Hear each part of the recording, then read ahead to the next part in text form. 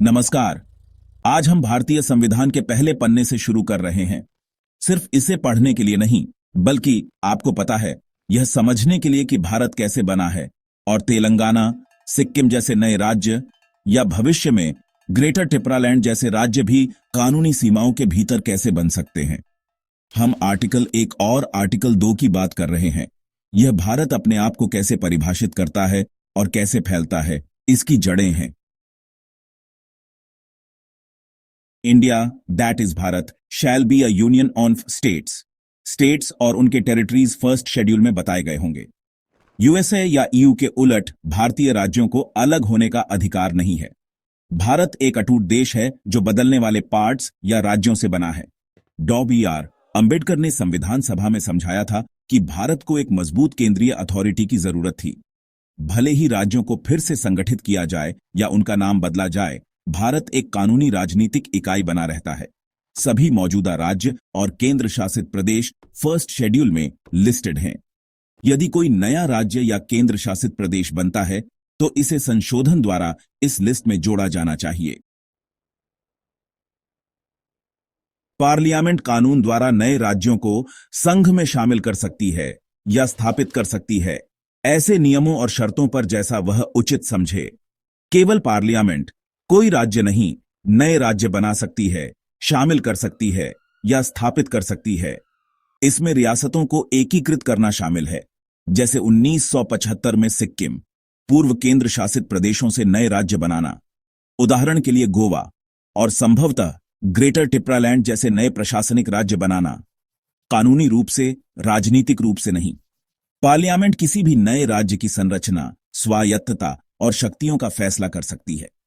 यह विशेष स्वायत्त इकाइयों के निर्माण की अनुमति देता है, जैसे असम में बीटीआर या ग्रेटर टिपरालैंड की मांग। आर्टिकल 2 का उपयोग भारत के बाहर से या विशेष मामलों से नए राज्यों को शामिल करने या स्थापित करने के लिए किया जाता है, जैसे रियासतों का विलय।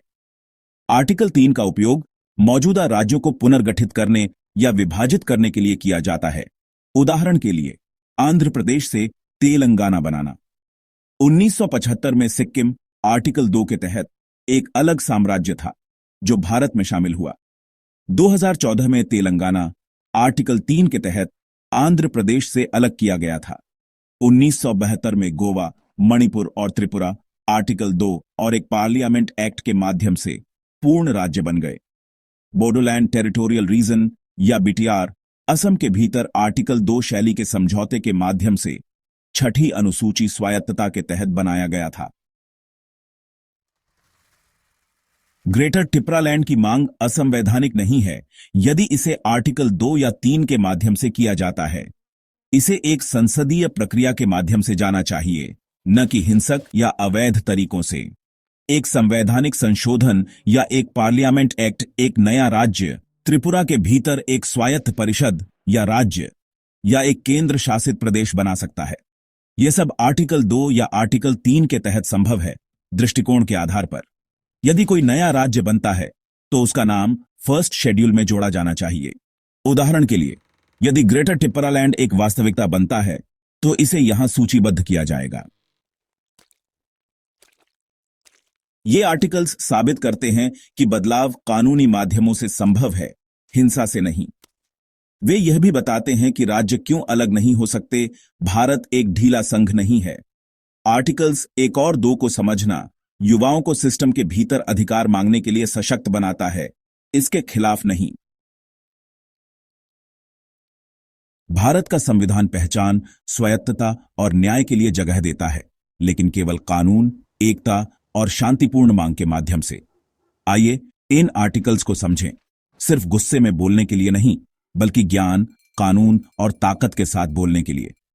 यदि आपको यह वीडियो उपयोगी लगा तो इसे लाइक करें, इसे अपने समुदाय में साझा करें और ऐसे और शैक्षिक सामग्री के लिए सब्सक्राइब करें। साथ मिलकर आइए एक जागरूक पीढ़ी तैयार करें जो अपने संविधान और अपने अधिकारों को जानती हो। आपकी समर्थन इस आवाज को ताकत देता है। आइए मिलकर ऐसी पीढ़ी बनाएं जो अपने अधिकार, कानून और न्याय को समझे।